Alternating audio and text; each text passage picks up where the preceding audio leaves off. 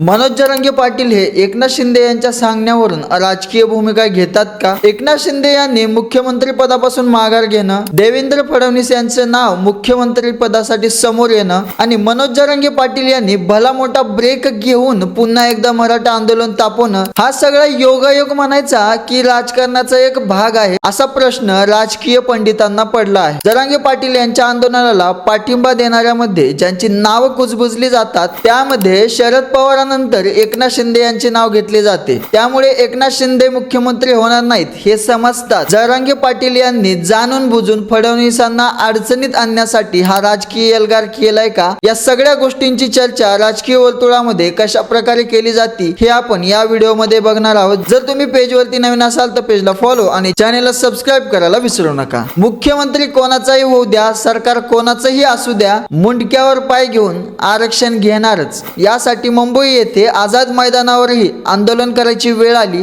तरी देखील मागे हटणार नाही, असं म्हणत विधानसभा निवडणुकीच्या एका मोठ्या ब्रेक नंतर मनोज जरांगे पाटील यांनी आरक्षणाची तलवार बाहेर काढल्याचं दिसत आहे. यावरती राजकीय पंडितांनी काही प्रश्न निर्माण केले आहेत, त्यावरती आपण बोलूयात. एकनाथ शिंदे मुख्यमंत्री असून देखील देवेंद्र फडणवीस यांना शिंगावर घेणं, आपल्या बोलण्यामधून एकनाथ शिंदे विषयी एक सॉफ्ट कॉर्नर दाखवणं हे कुठेतरी वेगळी दिशा दाखवत असण्याचं राजकीय जाणकार म्हणत आहेत. तुमचं यावरती काय मत आहे ते तुम्ही कमेंटद्वारे नक्की कळवा. पुन्हा भेटूया एका नवीन व्हिडिओ सोबत.